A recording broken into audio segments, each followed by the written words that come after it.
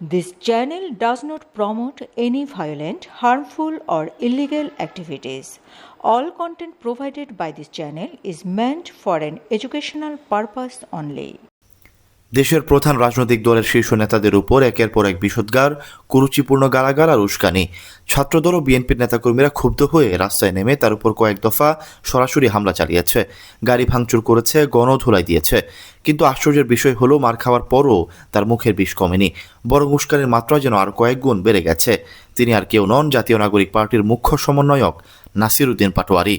কিন্তু প্রশ্ন হচ্ছে, একজন নব্য রাজনৈতিক নেতার এত বড় কলিজা কিভাবে, কার ইশারা বা ইন্ধনে হয়েছে? দেশের স্বরাষ্ট্রমন্ত্রী, প্রধানমন্ত্রী তারেক রহমান কিংবা প্রবীণ জননেতাদের তুচ্ছতাচ্ছিল্য করার এই চরম দুঃসাহসের পেছনে আসল খুঁটির জোর কোথায়? কার এজেন্ডা বাস্তবায়ন করতে মাঠ গরম করছেন এই সাবেক শিবির নেতা? আজ আমরা খুঁজে বের করব পাটোয়ারির অদৃশ্য গডফাদারদের।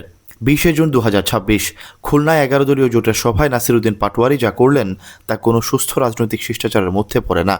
দেশের বর্তমান স্বরাষ্ট্রমন্ত্রী সালাউদ্দিন আহমেদকে প্রকাশ্য জনসভায় সরাসরি আবু জাহেলের সাথে তুলনা করলেন তিনি। এখানেই শেষ নয়, তিনি দেশের প্রধানমন্ত্রী তারেক রহমানকে উদ্দেশ্য করে কড়া হুমকি দিয়ে বলেন, মুজিববাদের পাহারা দিলে দেশের মানুষ রাজপথেই জবাব দেবে। তারেক রহমানকে অনুরোধ করব, আপনার বাপ কখনো মুজিববাদী লোক ছিল না, আপনার মা কখনো মুজিববাদী লোক ছিল না, কিন্তু আপনি নব্য করে মুজিববাদের পাহারা হয়েছেন। এই মুজিববাদের পাহারাদার হয়ে যদি বাংলাদেশের জনগণের সামনে আপনি দাঁড়ান, আমরা যারা মুজিববাদের দোষর তাদের সাথে এক সেকেন্ডের জন্য তাদের প্রতি আমরা আঘাতে পরোয়া করব না, ইনশাআল্লাহ। প্রিয় সালাউদ্দিন ভাই, আপনি আজকে বললেন আওয়ামী লীগ নাকি একটা মাফিয়া গোষ্ঠী। আপনার ঘরে যে আসালামের মতন একটা মাফিয়া গোষ্ঠী লুকিয়ে রেখে আওয়ামী লীগকে মাফিয়া গোষ্ঠী বলেন, আপনার ঘরে আসালামকে লুকিয়ে রেখে আপনি বেনজিরকে ধরতে যান, এই ধরনের ভণ্ডামি জাতির সামনে প্রকাশিত হয়ে পড়েছে। এবং আপনি সংবিধানের আশ্রয় নিয়ে বাংলাদেশের জনগণকে বোকা বানানোর যে প্রচেষ্টা নিয়েছিলেন, সেটা আমরা হাতে কলমে দেখিয়েছি যে আপনি আবু জাহেলের মতন সংবিধানের আশ্রয় নিয়ে বাংলাদেশের মুক্তিকামী জনতার যে ঐতিহাসিক লড়াই, সেই লড়াইকে আপনি অস্বীকার করেছেন। নাসিরউদ্দিন পাটোয়ারি রাষ্ট্রের সবচেয়ে প্রভাবশালী ব্যক্তিদের এভাবে চরম অবমাননা করার পেছনে কোন অদৃশ্য শক্তির ইশারা কাজ করছে, এমন প্রশ্ন করেছেন অনেকেই। নাসিরউদ্দিন পাটোয়ারির এই লাগামহীন ও বিদ্বেষমূলক বক্তব্য কিন্তু বিনা বাধায় পার পায়নি। তার এই নোংরা রাজনৈতিক আক্রমণের জবাবে ক্ষিপ্ত ছাত্রদল ও বিএনপির নেতাকর্মীরা দেশের বিভিন্ন স্থানে তার উপর চড়া হয়েছে। বেশ কয়েক দফা তার রাজনৈতিক বহরে সরাসরি হামলা চালানো হয়েছে, জুতা প্রদর্শন, ডিম নিক্ষেপ করা হয়েছে, এমনকি তাকে রীতিমতো ধাওয়া দিয়ে মাঠ ছাড়া করেছে ছাত্রদল। নাসিরউদ্দিন পাটোয়ারি এখন রীতিমতো গবেষণার বিষয় হয়ে উঠেছে। সাধারণ কোনো নেতা হলেই মার খাওয়ার পর সুর নরম করতেন, কিন্তু পাটোয়ারি উল্টো। যতবার তিনি আক্রান্ত হচ্ছেন, ততবারই তার বক্তব্যের ঝাঁজ এবং উস্কানি দ্বিগুণ হয়ে যাচ্ছে। রাজনৈতিক বিশ্লেষকরা প্রশ্ন তুলেছেন, এই যে মার খাওয়ার পরও বিন্দুমাত্র পিছু না হতে একের পর এক উস্কানি দিয়ে যাওয়া, এটা কি কোনো স্বাভাবিক রাজনীতি, নাকি ইচ্ছাকৃতভাবে কোনো সংঘাতের পরিবেশ তৈরি করার সুপরিকল্পিত অ্যাসাইনমেন্ট?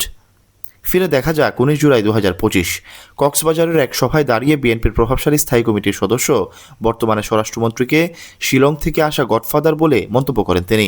ফলশ্রুতিতে চকরিয়ায় এনসিপির পূর্ব নির্ধারিত সভামঞ্চ ভেঙে চুরমার করে দেয় বিক্ষুব্ধ বিএনপি ও ছাত্রদলের নেতাকর্মীরা। শেষ পর্যন্ত সেনা পাহারায় জীবন বাঁচিয়ে বান্দরবান পালাতে হয়েছিল এই পাটোয়ারিকে। ত্রয়োদশ জাতীয় সংসদ নির্বাচনের সময় ঢাকা 8 আসনের বিজয়ী প্রার্থী প্রবীণ নেতা মির্জা আব্বাসকে নিয়ে ব্যক্তিগত ও কুরুচিপূর্ণ আক্রমণ চালান তিনি। নির্বাচনের পরও পাটোয়ারির এই প্রতিহিংসা থামেনি। রাজনৈতিক মহলে কান পাতলেই শোনা যায়, এই নব্য তরুণের লাগাতার নোংরা মানসিক অত্যাচারের চাপ সহ্য করতে না পেরেই প্রবীণ জননেতা মির্জা আব্বাস এক পর্যায়ে স্ট্রোক করেন এবং বর্তমানে তিনি সিঙ্গাপুরে মৃত্যুর সাথে লড়াই করছেন।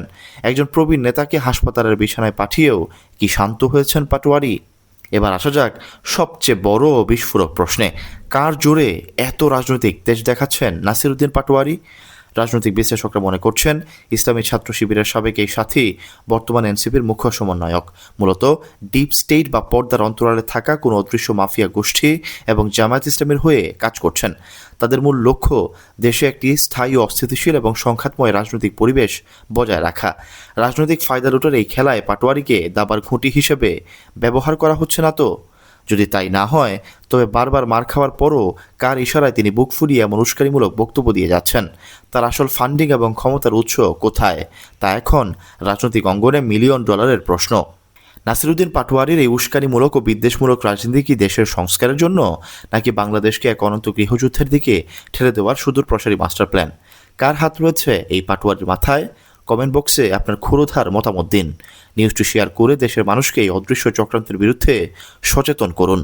এই ধরনের সত্যনিষ্ঠ অনুসন্ধানী প্রতিবেদন দেখতে আমাদের চ্যানেলটি এখনই সাবস্ক্রাইব করে রাখুন।